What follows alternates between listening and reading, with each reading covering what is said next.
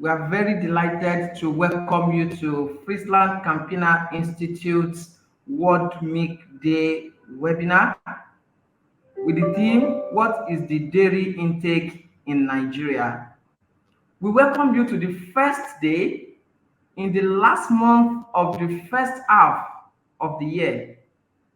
As we all know, it is not only a new month, it is also a World Milk Day, and it is on that note I'm extending my best wishes to you that happy new month and happy World Milk Day. Thank you very much for finding time to be a part of this very interesting event. Uh, just to inform you, we are aware that a number of participants are connecting from far and near. And while we appreciate your punctuality, we'd like to play a video that will show you Friesland Campina Institute at a glance. You will get to see and appreciate what Friesland Campina Institute is all about and what we do in just 3 minutes. And after the next 3 minutes, we will go into the presentation proper. Thank you very much and welcome.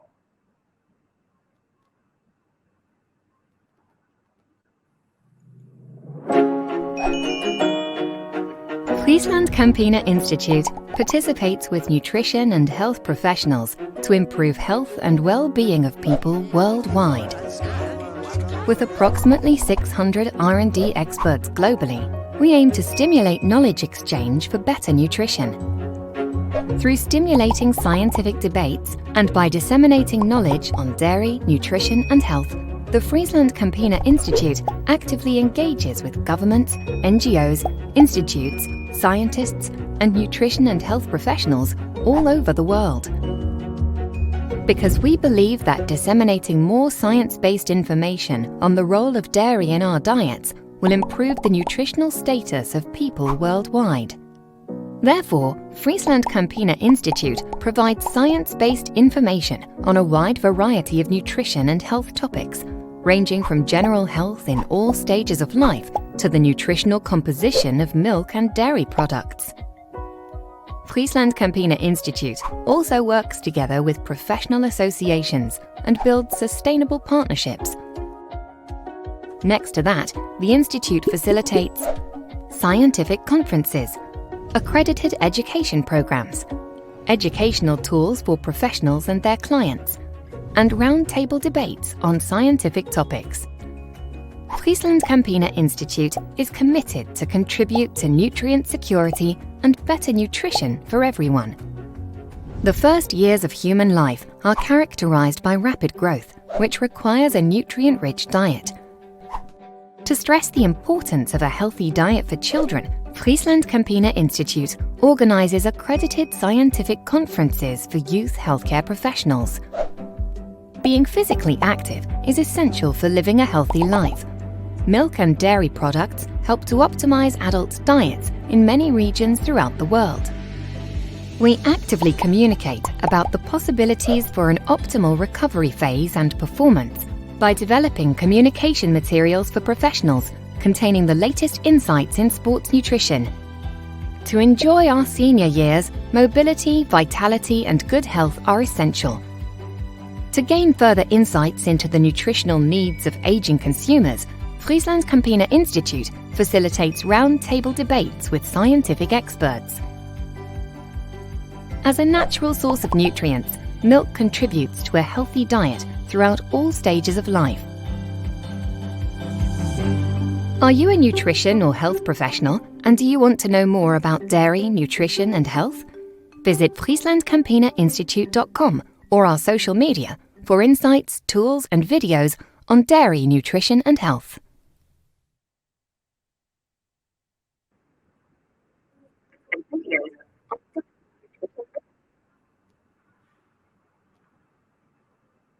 Thank you very much, and I'm very delighted to once again welcome you all to this Friesland Campina Institute webinar on appraising the dairy intake in Nigeria. This webinar is organized by FrieslandCampina Institute in partnership with the very prestigious Nutrition Society of Nigeria. However, I'm also very happy to tell you that I am not the moderator of this event, and I have a singular honor to introduce the moderator for this webinar, and it's no other person than the very delectable Adiza Ibrahim. To give you some insights about the personality of Adiza and her professionalism, Adiza is the executive producer and lead consultant at March 31 Media, a very thriving media production and nutrition health communication firm in Lagos, Nigeria. With her over 18 years experience in media production and also master's degree in human nutrition from University of Ibadan, Adiza is passionate about the media and nutrition as well as the intersection between these two fields. Dear Adiza Ibrahim, please welcome, and the floor is open. Thank you very much as you moderate the webinar. Thank you. Thank you so much, Adesanya, for that very warm welcome. And good morning and good day to everyone who's joined in from across the globe and across Nigeria in particular. On behalf of FrieslandCampina Institute, I'd like to welcome everyone to this timely webinar in commemoration of this year's World Milk Day. As you know, the World Milk Day is celebrated yearly on the 1st of June. And this webinar, as you've heard it mentioned, is organized by the FrieslandCampina Institute in partnership with the Nutrition Society of Nigeria. And it aims to facilitate better understanding of the unique contributions of dairy to the Nigerian diet, as well as factors and barriers of dairy consumption amongst the population. Yes, I'll be moderating the webinar today, and it is my absolute pleasure to be able to do this. Right now, I would like to introduce the NSN president. As we've mentioned, this webinar is in partnership with the Nutrition Society of Nigeria, and I have the singular honor of inviting the NSN president, Professor W.A.O. Afolabi. Professor W.A.O. Afolabi is a professor of community nutrition in the Department of Nutrition and Dietetics, and he's also the current Dean, College of Food Science and Human Ecology, the Federal University of Agriculture, Abeokuta in Ogun State, here in Nigeria. He has over 60 publications, including journal articles, conference proceedings, and technical reports. And he has coordinated and participated in many, many training programs, workshops, and development of many national policy documents and guidelines in nutrition. He's a fellow of the Nutrition Society of Nigeria, and he's also the president. You're welcome, Professor Afolabi. Please give us the opening remarks. Yeah, good morning. Thank you very much, Adisa, for that introduction. Distinguished participants, it gives me a great pleasure to welcome you all to this webinar organized by FrieslandCampina Institute in partnership with the Nutrition Society of Nigeria to mark the World Food Day 2023. As you are aware, World Milk Day was created by the Food and Agriculture Organization of the United Nations far back in the year 2001. And since that time, June 1 has been designated as the day to mark World Milk Day. This day presents opportunity to raise public awareness of milk as a universal food. The purpose of the day is to increase public awareness and knowledge of the value of milk as part of the healthy diet, as well as how it helps in the development of communities and how it also helps in improving livelihoods of people that are engaged in businesses and activities around dairy. Nutrition, as we all know, is not only a multidisciplinary profession, but also very dynamic, and it requires consistent appraisal and up-to-date knowledge rooted in scientific research, education, and advocacy. This is the reason the Nutrition Society of Nigeria, as the foremost professional organization, find it mutually beneficial to partner with FrieslandCampina Institute to organize this webinar among other activities that we jointly engage in. We are delighted to partner with the FrieslandCampina Institute to promote adequate nutrition for all Nigerians now and for generations to come.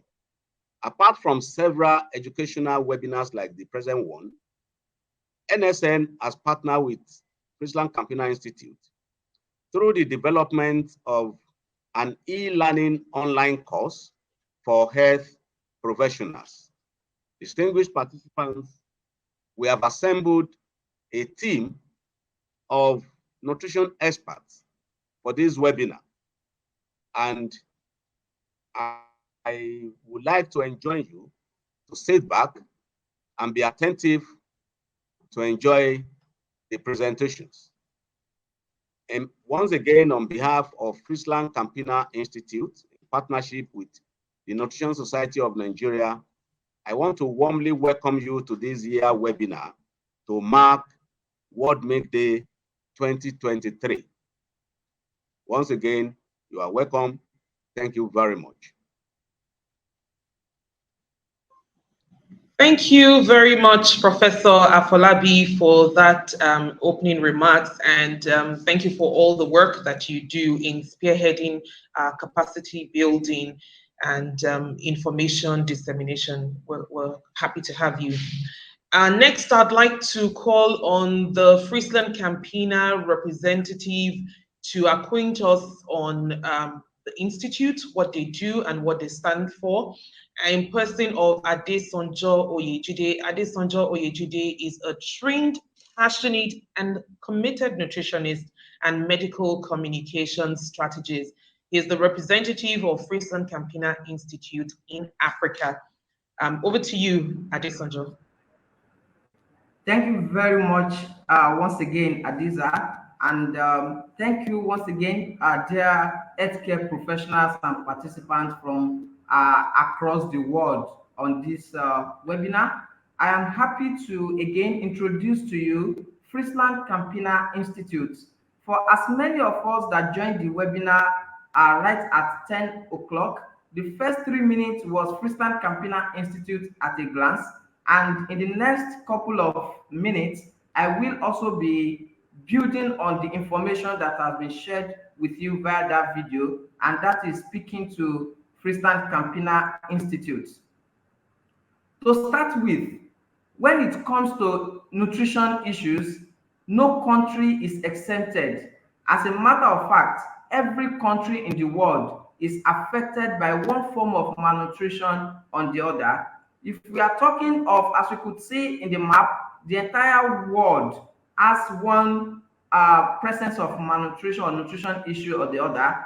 You can see for Africa, where we are, we can see that there is a very prominence of both undernutrition and overnutrition, as the case may be, talking of stunting, wasting, and obesity, as well as micronutrient deficiency, as it were. That is exactly speaking to the double burden of malnutrition.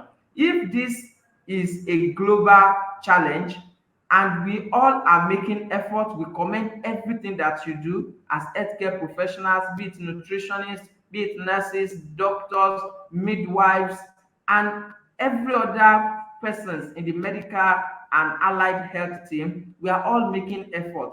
However, the progress that we have achieved so far is simply not yet enough to take us to where we ought to be. As we could see, we still have gap talking of the key nutrition indicators that are off course at the global level. It is not all doom. We have a very good opportunity to get back on track. And this is one of the major reasons why Friesland Campina Institute is everywhere, just as you can see nutrition issues everywhere. We as Friesland Campina Institute, we are very present in the Europe, we are present in North America, we are present in the Asia, we are present in Africa, speaking to the issues of nutrition and nourishing all with up-to-date information and interventions. To talk about Friesland Campina Institute, we provide you all nutritionists, medical professionals, allied health medical workers, nurses, midwives. We provide you with scientific and relevant education programs like the one we are currently having, just for the purpose of promoting health and well-being of people worldwide. Our goal is to stimulate knowledge exchange for better nutrition, and that is why we have this communication platform, which is for you, nutrition, health, and medical professionals on issues of or relating to dairy, nutrition, and other health topics. This is because we believe so strongly that dairy plays an important role in worldwide nutrient security. We believe that milk has inherent in it opportunity to nourish all, and we can explore the science to ensure that we take maximum opportunities of the nutrient profile of milk. And that is why our plan, our purpose is just to ensure better nutrition for the world, not only for this moment, not only for now, but also for generations to come. You may want to wonder, how do we do that? We do it through scientific conferences. We participate and also organizes conferences that are Friesland Campina owned, like September 27th this year, we'll be having Friesland Campina Nutrition Global Conference 2023. We also participate in professional conferences and other opportunities to share more knowledge and also equip ourselves with up-to-date facts about nutrition and how to get it right across the world. We also do accredited educated programs like Professor Folabi, the president of NSN, mentioned earlier. We partner with organizations, professional bodies to design accredited education programs to bring about adequate nutrition information and knowledge. We also do other events. We do have roundtable meetings, we have debates, and carry everybody along. Not to overemphasize, these are some of the programs that we have done. We have e-learnings on child development in the first 5 years of life in partnership with NSN. We have the role of dairy in healthy diet. It's an e-learning, a course that can take on the Friesland Campina Institute, and it's also in partnership with NSN, Nutrition Society of Nigeria. We have programs on preterm nutrition. We have e-learnings on constipation and its management in children in partnership with the Association of Pediatric Gastroenterologists, among others. These and other very useful resources that will be valuable to your everyday practice are available on our website at www.frieslandcampinainstitute.com/ng, and you find this and other relevant information there. Thank you very much, and I hope you know a bit more about Friesland Campina Institute and what we do. Thank you very much for your time, and let's keep up with the webinar as the nutrition experts take us through. Thank you. Thank you so very much, Adesonjo, for that very insightful expose into what the Institute is about, and all that we can gain from the Institute and the website in particular. We're going to the juicy bit now, where we will be having three brilliant, esteemed speakers talk to us about the topic for today, which is what is the dairy intake in Nigeria. Our speakers are prepared to do justice to the topic, and they will be answering your questions at the end of their presentation. So if you do have questions while the presentation is going on, please feel free to drop your questions in the Q&A chat box, and this will all be addressed as much as time will permit us today on the webinar. Please also remember that this webinar is being recorded, and you will have access to this webinar sometime in the course of the new week. All right, I'll start by introducing Dr. Salisu Abubakar. Dr. Salisu Abubakar is currently an associate professor at the Nutrition and Dietetics Department, at the Nutrition and Dietetics Unit of the Biochemistry Department, and the Deputy Director for Outreach and Linkages, Africa Center of Excellence for Population Health and Policy at the Bayero University, Kano, BUK, Nigeria. He obtained a PhD in Food and Nutritional Sciences from the University of Reading, following strong BSc and MSc background in biochemistry from the Bayero University, Kano, Nigeria. He's particularly interested in molecular, community, and public health nutrition. And with over 13 years of experience in teaching, research, community, and administrative services, Dr. Abubakar is also the Deputy Chairman of the National Nutrition Technical Working Group, the NNTWG, Federal Ministry of Health, Abuja, Nigeria. He's a member of the Nutrition Society of Nigeria and also a fellow of the Institute for Dietitians in Nigeria. And he's been involved in management of quite a number of projects, particularly the Bill and Melinda Gates grant to the Nutrition Society of Nigeria, NSN, in the project codenamed Project ENAN, that's Engaged Nutrition Academia in Nigeria. He's also currently engaged as a faculty member, project advisor to support the Nutrition, Agriculture and Health Initiative to support the Nigeria Micronutrient Powder, MNP, and the Multiple Micronutrient Supplement, MMS, Implementation Science Study. Another heavyweight that we have on the panel list this beautiful day to take us on a presentation is Dr. Patricia Ukegbu, who is a senior lecturer at the Department of Human Nutrition and Dietetics, Michael Okpara University of Agriculture, Umudike, with over 15 years of teaching and research experience. She's involved in the generation of evidence-based data that would help shape nutrition policies and programs to improve the nutrition status of mothers, children, and adolescents.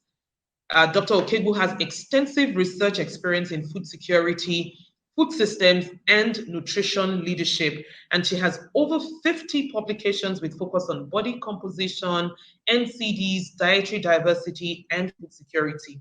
She has served as the Southeast Zonal Coordinator in the just concluded National Food Consumption and Micronutrient Survey in Nigeria, aimed at assessing micronutrient status, anthropometry, and dietary intake of women of reproductive age and children. She's currently the General Secretary of the Nutrition Society of Nigeria, and she represents the society in two coalition organizations pushing for the elimination of trans fatty acids in the Nigerian food supply chain, and the Coalition for the Reduction of the Consumption of Sugar-Sweetened Beverages, SSB, in Nigeria.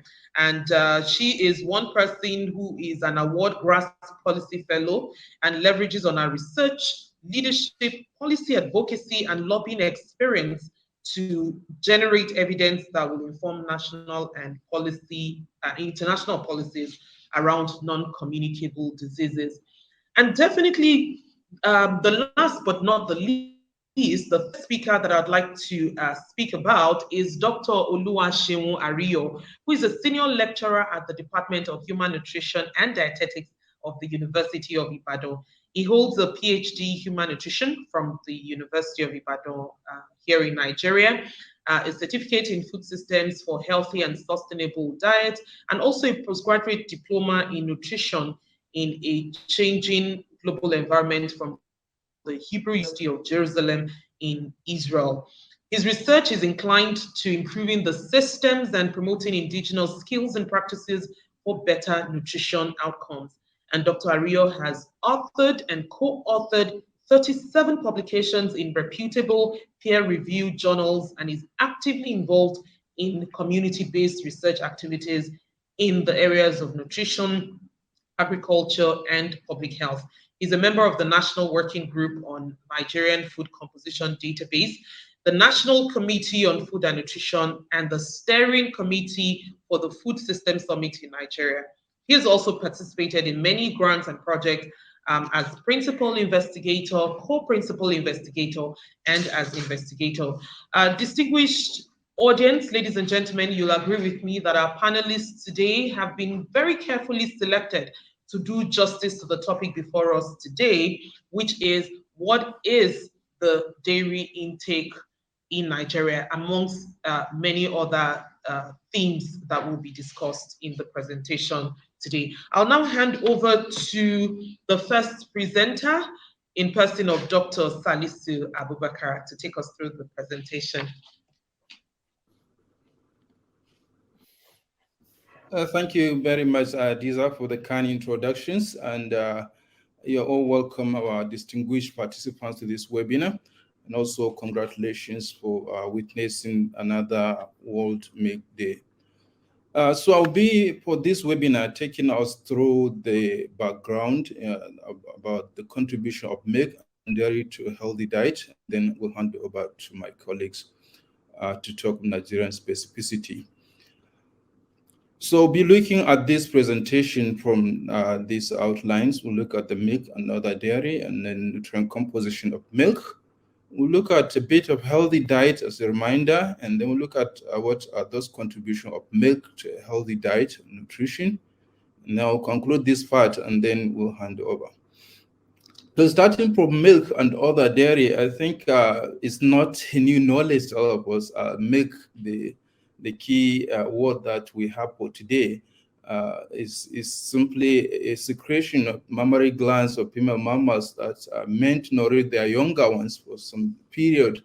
And that is meant to be enough for those younger ones for up to certain stage of life. However, the domesticated animals that are producing milk are meant to be having their milks utilized by humans as part of the food that they consumed. This includes the milk itself and also the products that are produced from milk through other processing like, of the dairy that include butter, yogurt, etc.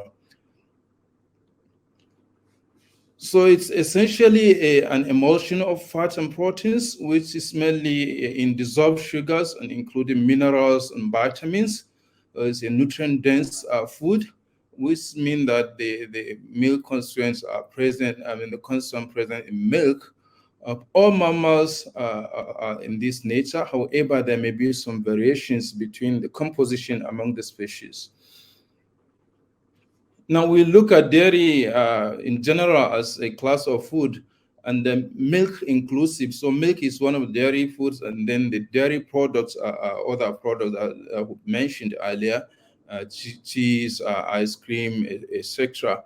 And in some instances also we look at dairy to mean the industries that are processing the milk and milk products as dairy industry. So we look at dairy as either those foods or the industries that are normally processing. So for us to now appreciate more, we need to remind ourselves of the nutrient composition of milk, that what make it very important, that what make us even have the whole day for it in the world to celebrate. So milk by composition, I will show on these tables, which are screenshots, but then I'm sure we can read them, but I'm not going through the table in detail, but just to show us and appreciate how much milk contribute to our nutrients and nutrition and also the nutrient intake. So here on this table, we'll be looking at the composition of milk from different sources. We have human milk, cow milk, buffalo, goat, and sheep.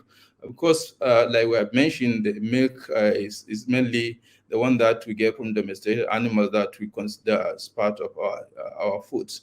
So the first table here is talking about the macronutrients content, including the energy content, the water, etc. The main thing is for us to appreciate the variation in the contents or composition of these different nutrients in the milk. The same thing applies to vitamins and minerals that are in the milk of different species, including human beings. So having seen this long list with most of them filled is indicative of how much dense is milk in terms of nutrient content, including the vitamins and minerals. Now, this is just a reminder. And also, the next aspect that I'll be speaking with is the issue of healthy diet. And of course, I'm sure the participants in this webinar are all health professionals or nutritionists, the case may be. So the concept of healthy diet is not something new, but then it's good to remind ourselves also to build some background as we are trying to see how milk contribute to this healthy diet. And this is now the points in these slides that are taking up the healthy diets from what are the key points that are considered by the WHO as what constitute healthy diet. Normally, it emphasizes on fruits and vegetable intake, and also it emphasizes on milk and milk products consumption that is highlighted.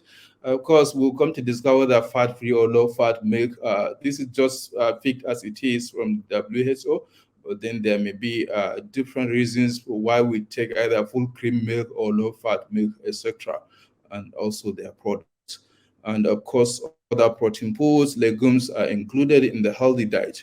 The whole thing is to maintain the energy balance of intake and expenditure as we also take care of all other nutrients. And the healthy diets, of course, include other aspects like physical activity is always included. We always look at other nutrients like the intake of fat, trans fat, for example, salt intake, sugar intake, etc. And it is good to appreciate that healthy diet span through the life cycle from conception to geriatrics. So at all levels of life, we're expected to eat healthy and keep up the adequacy of nutrients that we have based on our peculiarities. So all these are points to do with healthy diet. And then the next aspect, which is talking about now the contribution of milk to the healthy diet. So why is milk now important in getting us to have a healthy diet? We all have different nutrient requirements depending on our peculiarities, and sometimes we have generic guidelines. So we look at it as milk provides significant percentage of the nutrient that we require in order to maintain the adequacy of nutrient intake. We can see from this slide that about 67% of dietary proteins in Asia and Africa is produced. We have it from dairy, and then also we can see the variation among countries also in terms of the contribution. This could be due to the level of consumption, which my colleagues will be talking to toward the end, at the other parts, the second and third part of this webinar. We can see where Nigeria stands in this direction. Also, to appreciate more, we can see that a study from the United States that look at the contribution of dairy foods to energy and nutrient intakes in children and adults from 2015 to 18 has shown that total dairy is provided 14.2%, 9% of kilocalorie per day in children and adults. That's significant contribution to the nutrition. And also the milk, cheese, and yogurt contributes to over 60% of calcium, and also vitamin D, which is and other vitamins. We can see the contribution is quite significant. They also contribute about 19% of fat, of course, and other nutrients. So it means that milk, cheese, and yogurt they remain the significant source of key nutrients for both children and adults, including some of the most important nutrients that are considered in the United States in this case, including vitamin D, calcium, potassium. So I'm just bringing now in the States example, but then colleagues will be speaking to Nigeria specific, and then we'll be able now to see where do we need to improve. So milk has been on top of the source of calcium in both children and adults. And this is also corroborated with a recent study that has modeled about 98 foods. And the milk has been ranked as the 5th in terms of contribution to global nutrition, in terms of nutrient density, looking at about 29 nutrients, micronutrients, that's including vitamins and minerals. So milk is quite significant in contribution to our daily nutrient requirements.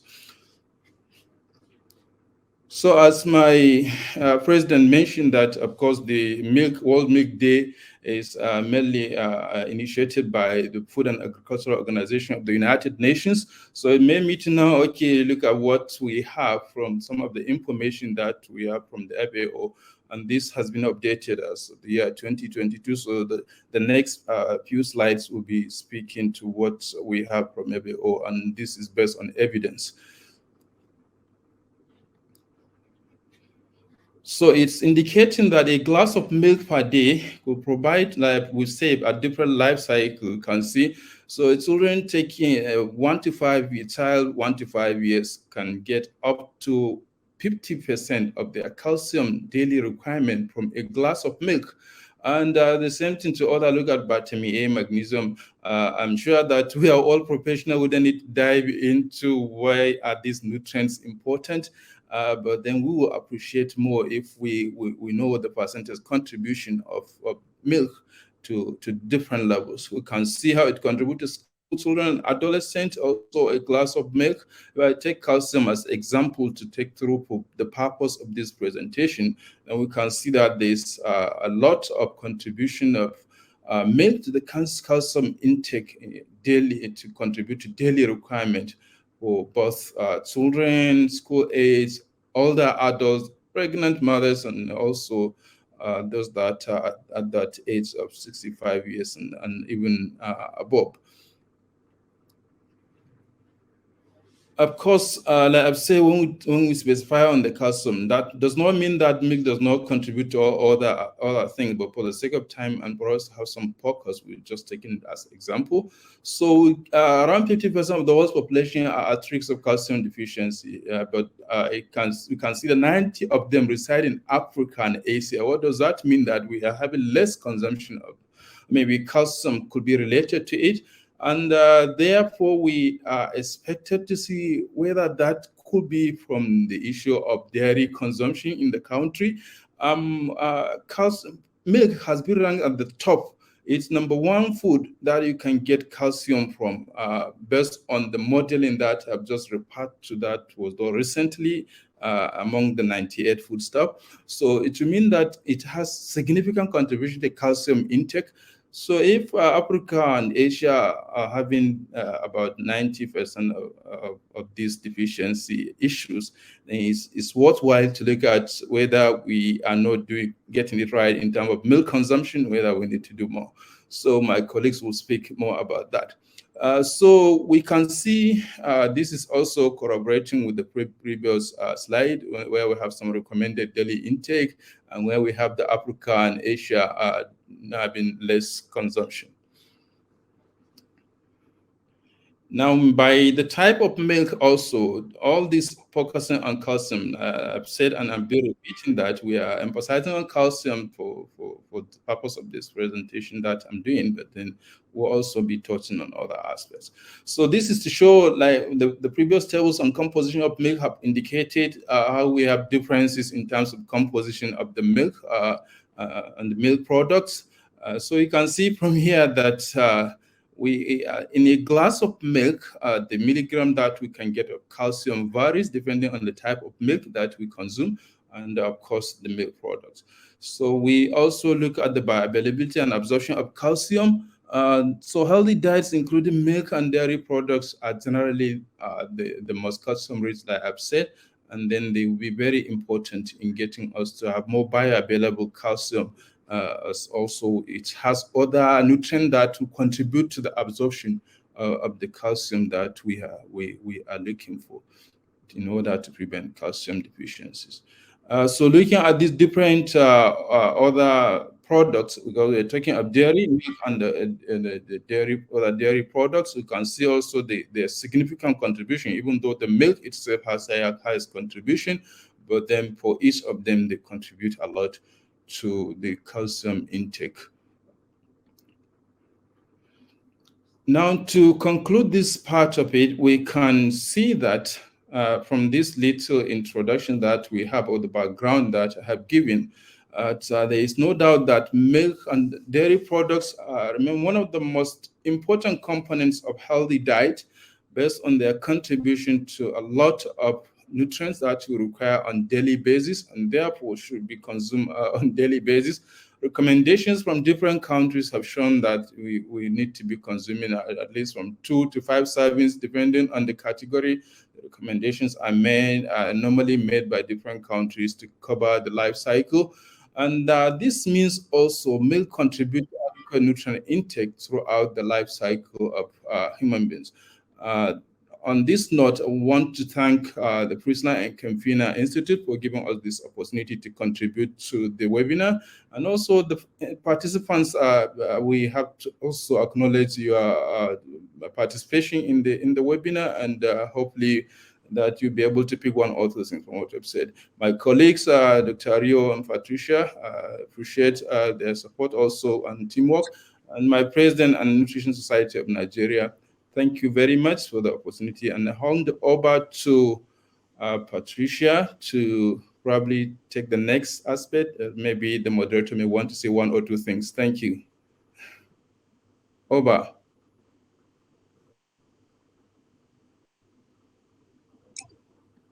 Thank you, Dr. Salisu, for this nice presentation, and good morning from Nigeria.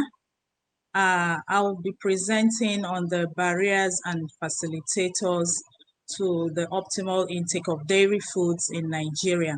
So we'll be summarizing the systematic review that we conducted here in Nigeria.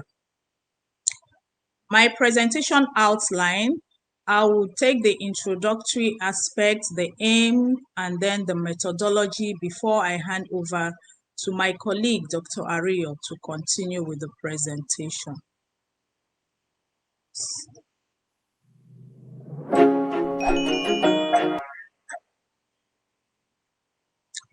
So based on Dr. Salisu's presentation, there is no doubt that the consumption of nutrient-dense dairy products contributes to overall good health, across the life circle, both for the children, the adolescents, the adults, and even the elderly. However, it's been reported that a sizable part of the world's population do not consume the recommended amount of dairy products. And this dairy product consumption varies widely around the world, based on different geographical zones. So let's look at the dairy intake in Nigeria. According to the World Health Organization, the recommended intake of dairy is milk and dairy is 210 liters per year per individual. However, in the African context, an average of 40 liters of milk per year per person is consumed. And then similarly in Nigeria, the per capita consumption of milk is just about 8 liters, and this translates to less than 22 meals per day per individual. So we can see that the consumption of milk and dairy is actually very low in Nigeria. Even the Nigerian Living Standards Survey showed that less than 40% of Nigerian households consumed daily products. And further to this, a study carried out by Sanusi in 2022 amongst children aged 14 to 13 years old in Ibadan reported that only 25% of these children consumed dairy food. And so we can actually see that the consumption of dairy is very low in Nigeria. So there has been various studies that have reported on the facilitating factors and the barriers that affect the consumption of dairy products. And these barriers and the facilitators, they all cut across different age groups in the life cycle, different geographical region, sex, and even culture. For the facilitators, for instance, studies in Iran showed that the facilitators to the consumption of dairy products were the use of advertisements, educational posters, reduction of the cost of dairy products, distributing low-cost milk in poor districts, and even nutrition education. And then similarly also, studies in Canada showed, in addition to what the Iranian studies found, that variety and availability also contributed to the intake of dairy products. Then also, interestingly, engagement in sporting activities, especially for the male, and then the routine intake of milk as part of the breakfast, as well as taste, were also facilitators the consumption of dairy products among the Canadian population. Then for the barriers, the same studies I had talked about earlier reported various barriers ranging from the high cost of dairy products, the low family income, health status, cultural values, and the perceived misconception that regarding the negative effects of dairy as barriers to the consumption of dairy products.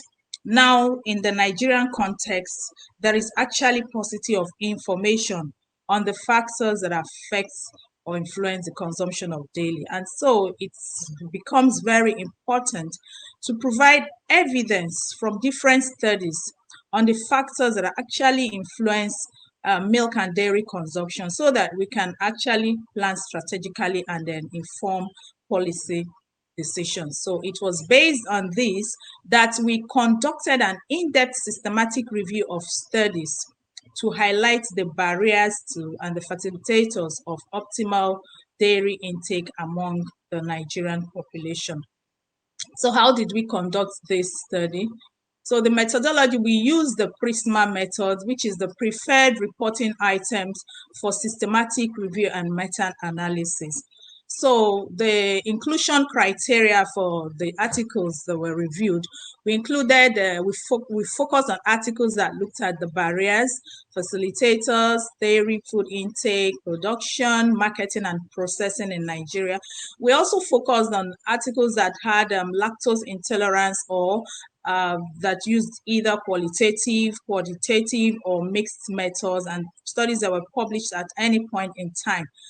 Then we excluded experimental studies, non-scientific literature, articles that were not published in English language, and those studies that were conducted outside of Nigeria, they were all excluded. So for the search results, we used, we first of all identified the studies using the PRISMA method, like I had earlier said.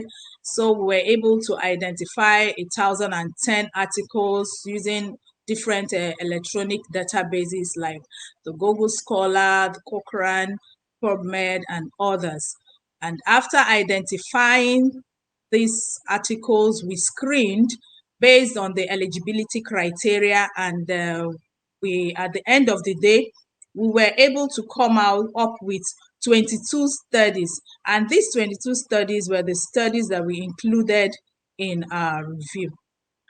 So for the quality assessment of the studies, we used two independent evaluators who evaluated using a checklist, during data collection, and then we used the mixed method appraisal tool in order to minimize the bias. Then for the synthesis of our data, we used the method proposed by Thomas and Harding to analyze the data. So we divided into teams and sub-teams in order to help us to identify those conceptual links between the facilitators and the barriers to the optimal intake of dairy foods in Nigeria. And then we also, based on these teams, we stratified based on the age category and then the dairy food value chain. So I would hand over to my colleague, Dr. Ario, to walk us through the key findings and the recommendations from this systematic review. Thank you for listening, and over, Dr. Ario. Thank you, Dr. Ukeju. Yes, I will be summarizing our findings on the barriers and the facilitators. From the presentation earlier, we have identified the importance of dairy products in health and well-being for all age groups, and we have equally identified the very low intake, particularly in Nigeria. In Nigeria, the intake is just about 8 liters per year, which translates to only about less than 22 meals per day, which is far below the 40 liters per year consumed, the average consumption in Africa, and the recommended 210 liters per annum recommended by WHO. So based on this, we look at the various articles that were published in Nigeria, 22 in all, and most of these articles were published between 2001 to date.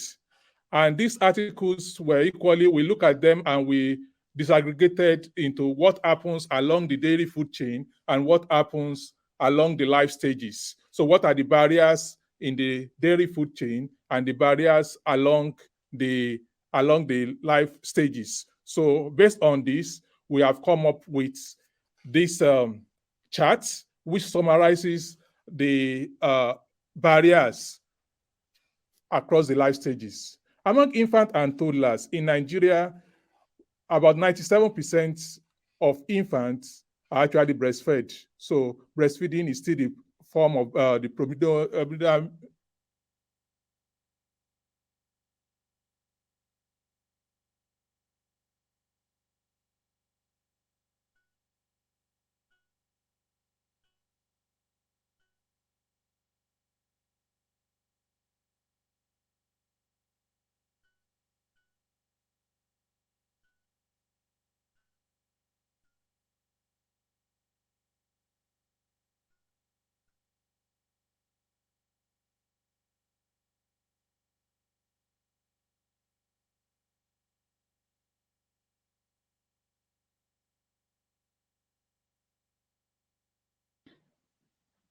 It seems we have lost signal from Dr. Ario during that presentation where he's talking us through key findings and recommendations.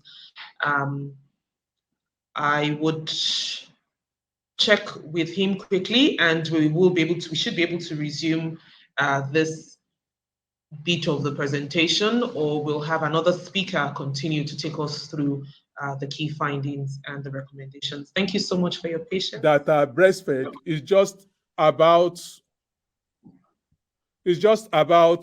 23.1%. And all this shows low compliance with recommended best practices. And when we look at the factors that may be responsible for this low compliance, largely we see that the poor knowledge among the mothers, that's knowledge deficit among the mothers, is a major barrier. And also the household characteristics, income, and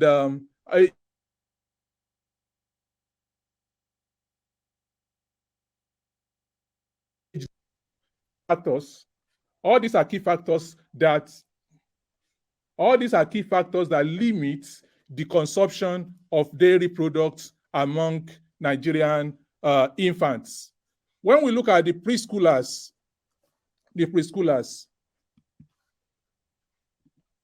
we also see that at this age, like it has been mentioned that a study in Ibadan indicated that only 1 out of 4 children actually consume dairy products. So among these people, affordability, poor socioeconomic status of the household, poor maternal education, all these are barriers to adequate intake of dairy products among the preschoolers. And all this results in low calcium intake, impaired growth and development in this age group. Among the adolescents, affordability also .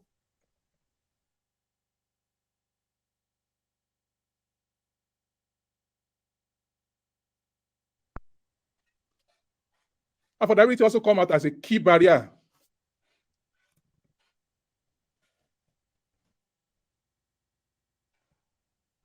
Affordability also come out as a key barrier, and also knowledge deficit is also a key barrier among the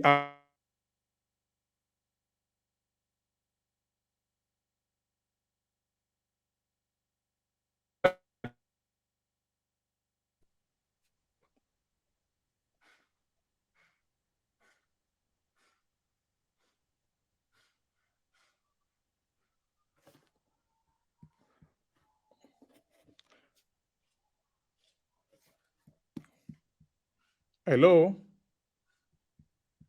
Hello? Dr. Rio, we can Hello? now hear you. I guess network was a bit Hello? of a challenge, but we can hear you. Hello? Hello, Dr. Rio, we can hear you. Hello? Yes, we can hear you. Hello? Hello? Can hear you. It's evident that Dr. Ario's signal is a bit of a challenge. I'll invite Dr. Patricia Okegu to please take us through the rest of the presentation. Dr. Okegu, please.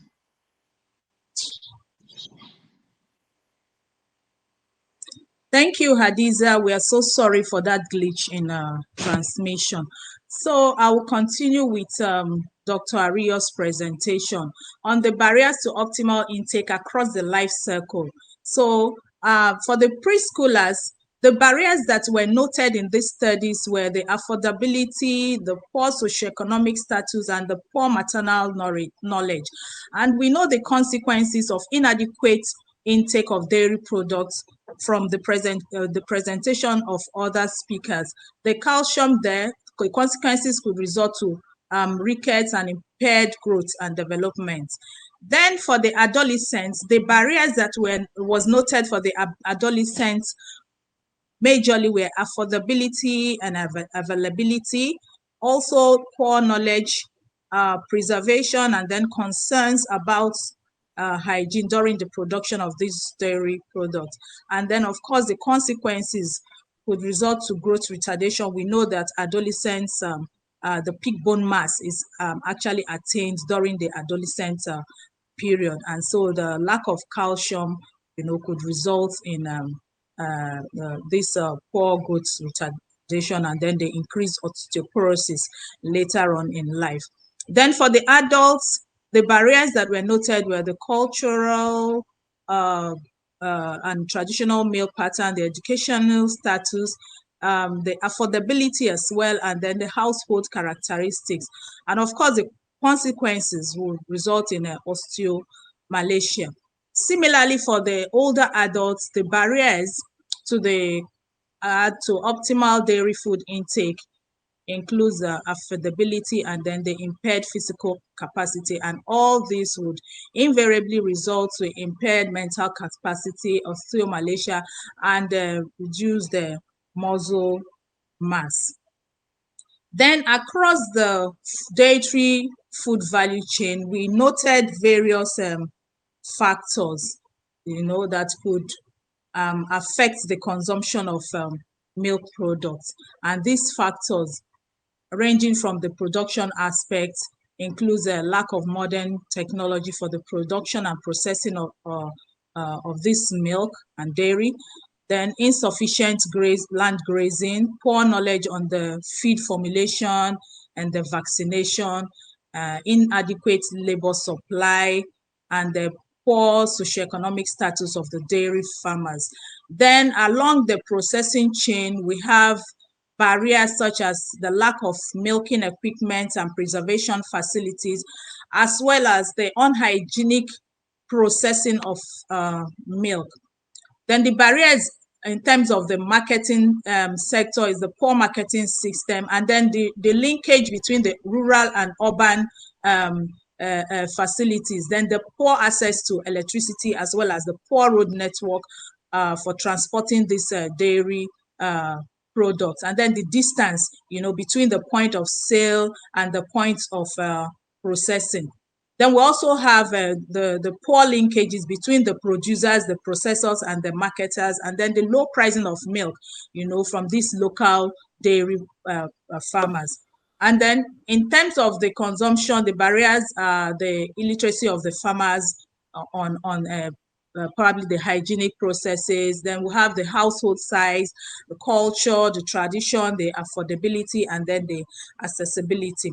Then the facilitators generally across the dairy food value chain that we found were the convenience to use as food, fast food, the increased income, and then the gender of the head of the household. So I'd already mentioned these aspects while talking about the barriers across the life cycle. This has also been mentioned in that flow chart for barriers across the dairy food value chain. So we take a look at the strategies to increase dairy consumption in Nigeria. The first one is for the government to create an enabling environment through the review of our daily policies, even though now the new dairy policy came on board, I think about a month ago. Then another one is the intense promotion of improved dairy management system. And then we could also promote the use of non-ruminant, non-cattle milk production, to include ease of production in remote areas, and then also improve our farming inputs as well as, because this will help to reduce poverty among the population. Then other strategies include intensive nutrition education. So we have to correct the misconception concerning lactose intolerance amongst the population, and then improve the awareness of the health benefits of consumption of milk and dairy products. Then another strategy is to diversify the range of available dairy products. So create innovative ways of improving our dairy products in our recipes. Then we can also incorporate our dairy products into popular local dishes so that this will make them more appealing and increase their acceptance among the general population. So in conclusion, we found from these studies that the consumption of dairy products is actually very low. And this was due to different barriers that cut across the life phases and the food value chain. But there is limited information on the factors that actually promote the consumption of these dairy products. The facilitators we found were largely inferred, and so we need further studies to actually provide insights so that we could develop appropriate interventions. Then also, the key approaches to promoting dairy intake should include creating an enabling environment for the local dairy producers, and then build their capacities in terms of improving their knowledge, their nutrition knowledge. And then we can also diversify the range of dairy products that are available, and then incorporate these dairy products into our popular dishes. So I've come to the end of the presentation, and I want to thank you all for listening. Thank you, and over to Hadiza. Thank you very much, Dr. Okegbu, Dr. Ariyo, and Dr. Abubakar for that brilliant presentation. And we do sincerely apologize for the glitch that we experienced at some point in the presentation due to network failures. Indeed, milk is a meal that is very useful from cradle to the grave, from first second of life to the end of life. People can take milk in various forms, and it contributes to a healthy diet, as we've heard, from being the nature's perfect meal for infants and birth to be an enjoyable and nutritional addition to diet throughout the phases of life cycle. I think it's apt that we're discussing dairy intake in Nigeria as well as strategies to improve our dairy intake. Please remember that if you have any questions, you can drop the question in the chat box, in the Q&A box just write to the chat box on the right of your screen, and we should be able to take as many questions as time will permit us today. We have quite a number of comments and questions that have come in, and we'll start with those ones very quickly. Some of them are an acknowledgement of the wonderful job that our speakers have done.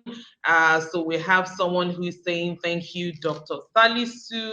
Another person is thanking Dr. Patricia for an awesome presentation. And we have yet another comment from Okuntiro John Sheung, who says, indeed, the panelists are carefully selected. Well done, FrieslandCampina Institute. Thank you so much for these warm questions. Remember, we'll be able to take your questions at this time. Feel free to drop your questions or your contributions, actually, in the appropriate box.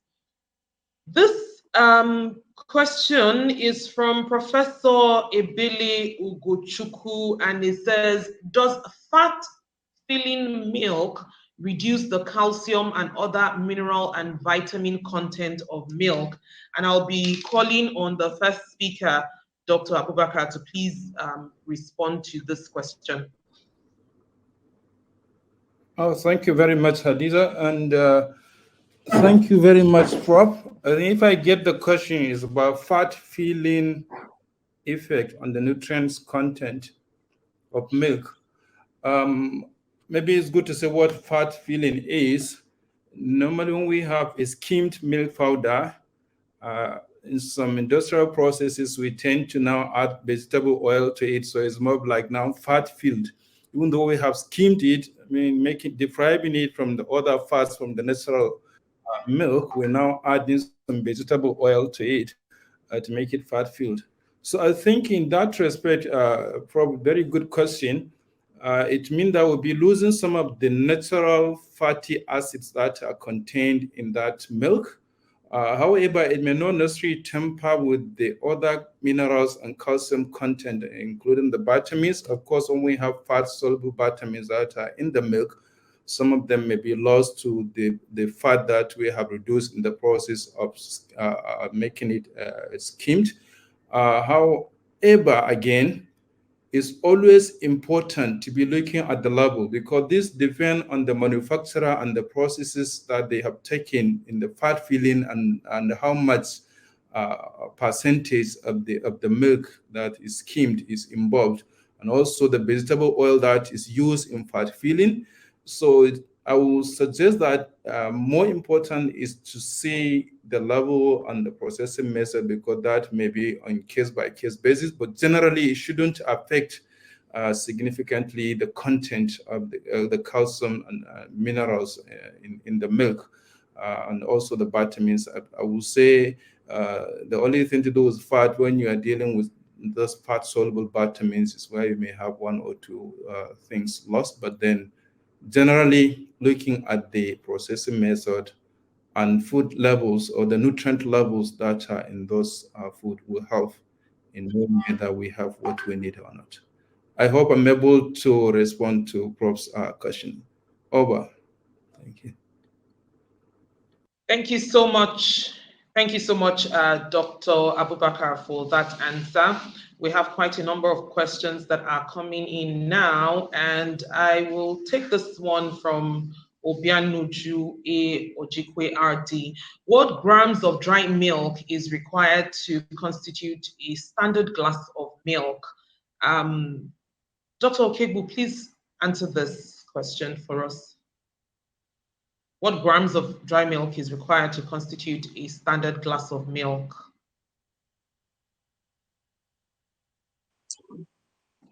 Okay, thank you. Thank you for that question. So, if we actually look at the sachet milk powder we have about some of them are 14 grams, and then some of them are 16 grams. Then to a standard cup of milk contains about 200, A standard cup of milk is about 240 mils, of milk. That's what I can say, because a standard cup of milk contains 240 grams of milk, and then it contains this 240 mils of milk contains about 35 grams of milk in it. Yeah, thank you.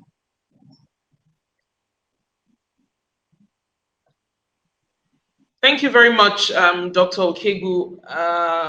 Let's see. Nwachukwu, Rachel, Chineye, can we have the slides after the webinar, please?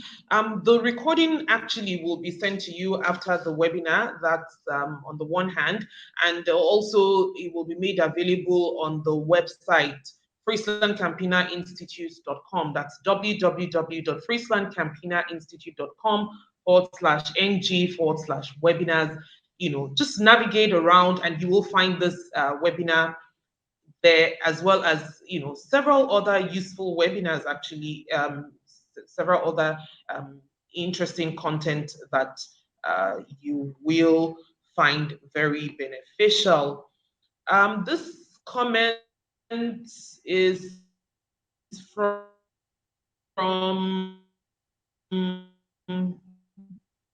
we see has been shown from studies to be not so effective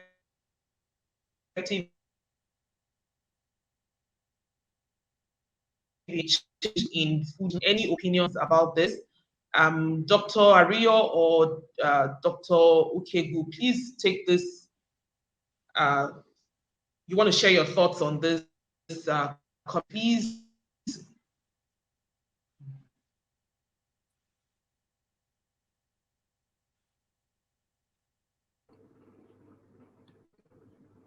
Hello, Adiza, let me come in. I don't know whether they're having issues. Hello, Adiza. Am I audible? It's like Adiza is frozen. Okay, thank you very much. I think this is very good question. When ever issue of nutrition education is mentioned as a way, an approach to improve or to change any behavior for better nutrition, of course, that does not negate the issue of behavioral change communication. Nutrition education, in fact, is part of what we have to do in order to change behavior. So yes, you are right. Motivation and behavioral change is necessary whenever we have to change people's perspective and how they practice any intake of any food, for example. So yes, it's not like deliberate to say it's late, but the nutrition education mentioned, I'm sure is meant to also say that we take it through that way to change the behavior, because when people are educated and are aware of why they have to do things, that they will be able to change their behavior. Thank you very much for making it. It's always good to bring out the key issues. Of course, social and behavioral change is very key as a term that is also included in nutrition education. Thank you. And on the other question, permit me to just add one or two things. The dry milk constitution of a glass of milk. I think it's good to make it clear that when you have dry milk, most of them, we've just talked about the fat filled, some of them are skimmed. Depending on the type of dry milk that you have, it's difficult, for example, to say, okay, you have 1 glass of milk, Patricia said, 240 to 250 mils in a glass on the average. And if it's a milk that is not skim milk, I mean, it may be fat, whole milk, so meaning that it has all its fatty acids content. This one is skimmed, probably the dry powder. So we have to be careful whenever we are trying to constitute powdered milk to say it's equivalent of the liquid milk in glass. Normally, the nutrient content may probably vary in some of the nutrients. So what we'll be looking at, what is in that dry milk. We have to remember that milk, as milk in glass, normally contain between 80 to about 90% water. So in that case, you're now looking at dry mass to see how you reconstitute. So that will be based on the nutrients that are in the dry milk that you now reconstitute to get approximate a glass of milk. Oba, thank you very much.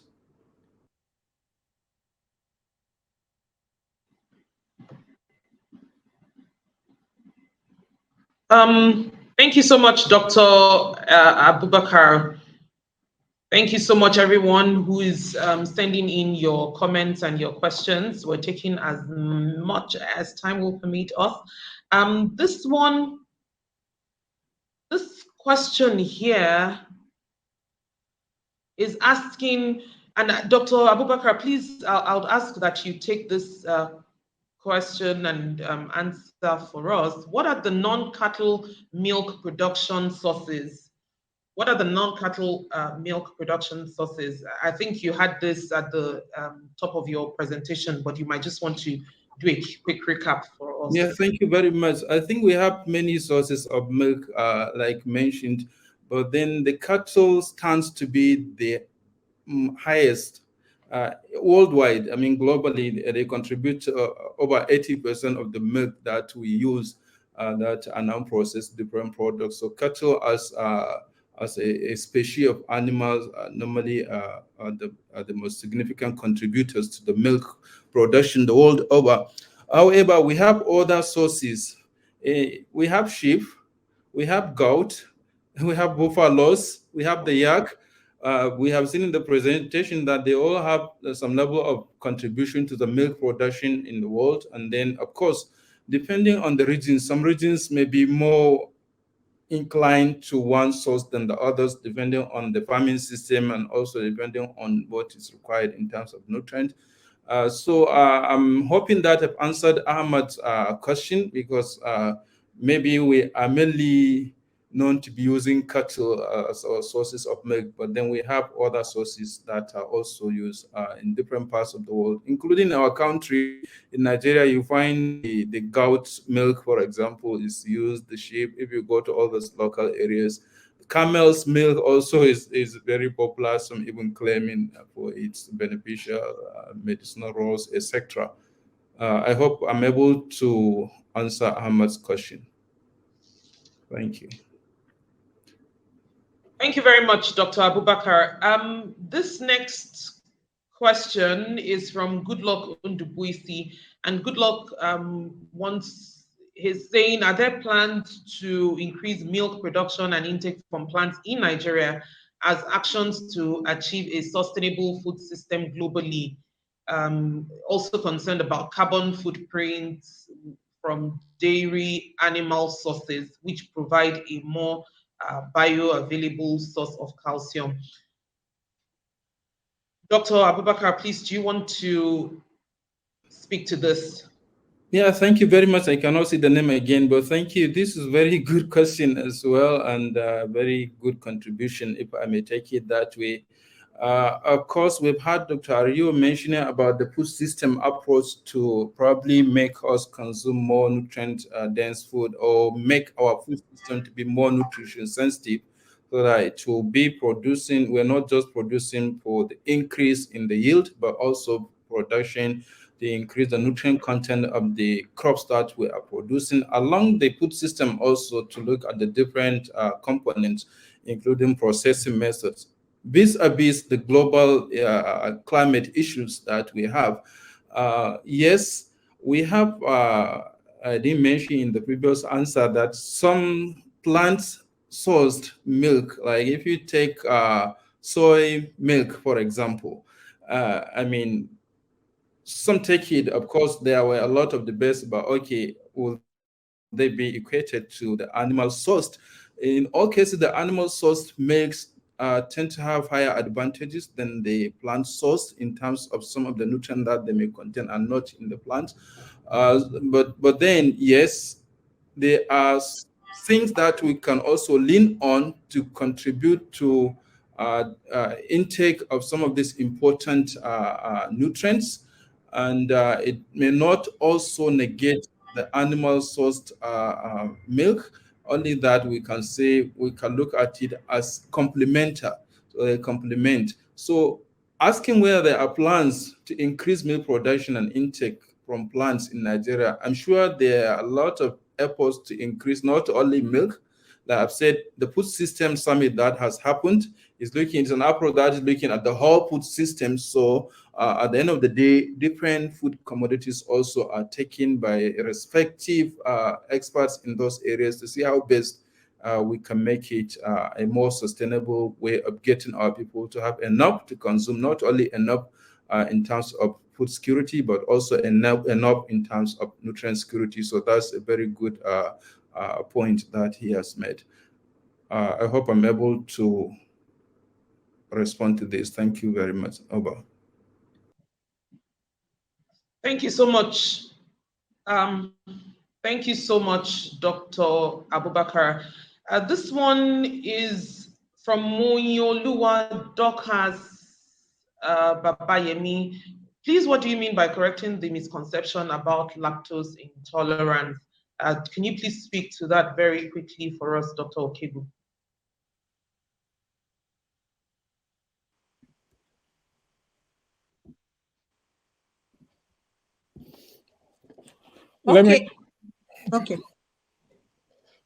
Okay. Let me take that.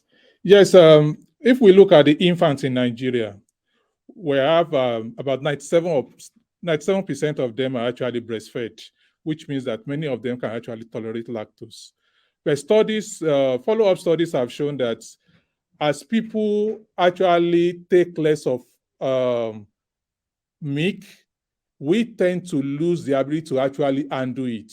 But studies have equally shown that when we also introduce milk back into the diet, the body gradually builds the ability to equally undo lactose. But really, we have few people that are indeed lactose intolerant. For such people, they can always take lactose-free milk.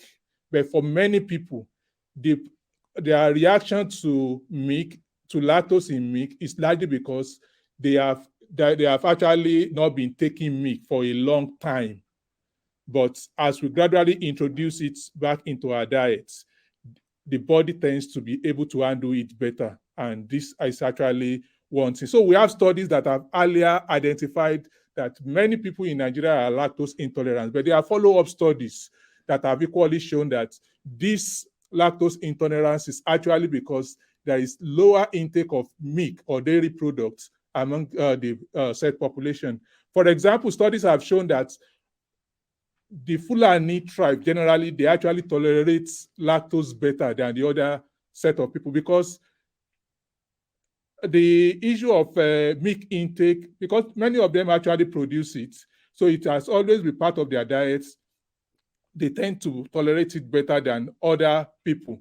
And studies have equally shown that in areas where we have milk production, that's why we are proposing that, we have to look more into the area of non-cattle milk production. In areas where we have milk production, they tend to actually tolerate it better because it has always been part of their diets. So as we introduce milk and dairy products in our diets, we can see that we can really see that many issues that we have, many cases that we have wrongly categorized as lactose intolerance may not actually be a right categorization. Thank you. Over. Thank you so much, Dr. Ario. The next question that I think you have touched on it actually. Joy Giwa, ideas on how to incorporate dairy consumption in the daily menu of the Nigerian culture. Dr. Ario, you've spoken a bit about this. Do you have any other strategies to ensure or to increase dairy intake in Nigeria, considering the various culture we have? Yes, thank you. Number one, I will say that if we look at the food culture across the various geopolitical zones in Nigeria, many of our traditional diets may not actually go readily with dairy foods. However, it is something that we can build over time. In some, there are actually in some places now that dairy products are actually becoming part of the dessert served in party. So I think that it is important that we actually develop methods that we make dairy product an integral part of our daily diets. How can we incorporate it to our maybe snacks? How can we incorporate it into the various local dishes that it can be part of it, that it can readily go with it? And also, when we look at some of the part of the presentation of Dr. Salisu, we can see that in some other countries, we have many dairy products, but in Nigeria, we have limited. Maybe we have yogurts, we have local cheese, and some other products, but there are several other products that can actually be made from milk and other dairy foods. So we can actually look into that, into developing some recipes, some snacks that are milk-based, to ensure that we actually promote consumption of milk. For example, when we look at the food school environment, there are several highly sugar-dense drinks that are offered to students. And we know these things are not good for their health. How can we replace this with better products that will actually contribute to their health and well-being at an affordable price? I think this is the way we need to look into. Thank you. All right, that's an interesting comment. Thank you so very much to you, Dr. Ario, and indeed all our speakers, and also everyone who's joined in to be a part of this webinar today.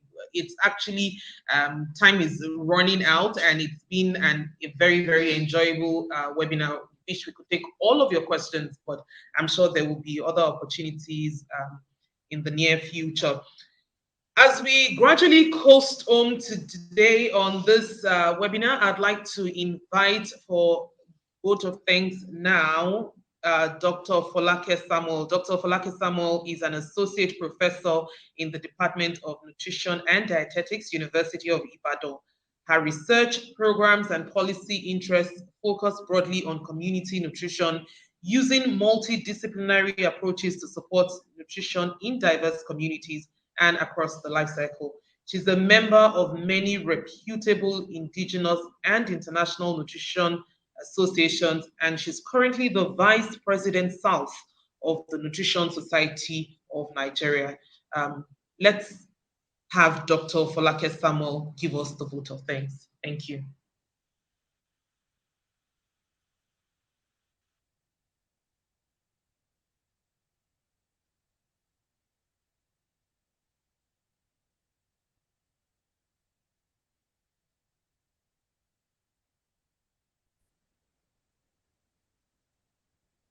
All good things must come to an end.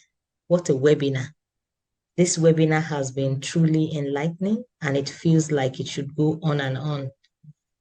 First, I would like to extend heartfelt gratitude to each and every one of you participants for joining us today to celebrate this World Milk Day through this webinar. This webinar has been organized by FrieslandCampina Institute in partnership with the Nutrition Society of Nigeria.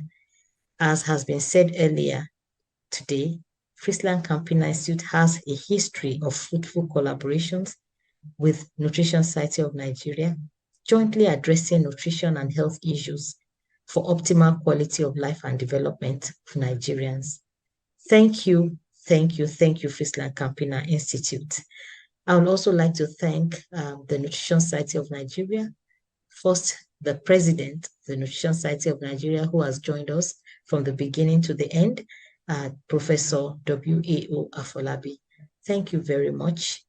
We are grateful for your leadership to move the nutrition agenda forward in Nigeria. I would also like to express appreciation to all our esteemed speakers, Dr. Salisu Mewada Abubakar, Dr. Patricia Ukebu, Dr. Oluwaseun Ariyo. Your presentations have been truly inspiring and have given us invaluable insights that have certainly enriched our understanding of the importance of dairy in nutrition for Nigerians, and has also given us a snapshot of where we are in terms of dairy in Nigeria. Indeed, your presentations have given us enough to chew on for the next few weeks and months on how exactly we should move Nigeria to where it should be in terms of dairy intake and in terms of improving nutritional status of all Nigerians. Hadiza, our wonderful moderator, it's always a pleasure having you on the program. Thank you very much for adding much color and grace to this occasion. Thank you, everybody. Thank you, the technical team that have helped us on this platform. Thank you very much. Once again, everybody, thank you and happy World Milk Day.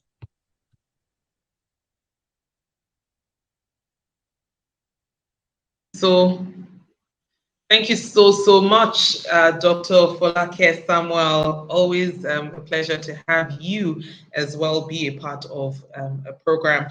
And thank you very much, everyone. We've now come to the end of this webinar. It's been a pleasure having you join us the first day in the month of June 2023 for this year's World Milk Day celebration. This webinar, as you know, is organized by FrieslandCampina Institute in partnership with the Nutrition Society of Nigeria. At the end of this webinar, just any moment from now, you'll be asked to fill the feedback form. We'll ask that you please take a few minutes of your time, less than a minute or two actually, to fill the feedback form so that we know how to better serve you in future events and also for your certificate of participation. Please also remember that you can go to the Institute's website, www.FrieslandCampinaInstitute.com for webinars like this and this one, which will be up in the next few days. It's been a pleasure moderating this webinar. My name is Hadiza Ibrahim, and until next time, I ask that you keep being a champion for good nutrition everywhere and anytime. Have a good rest of the month. Bye-bye.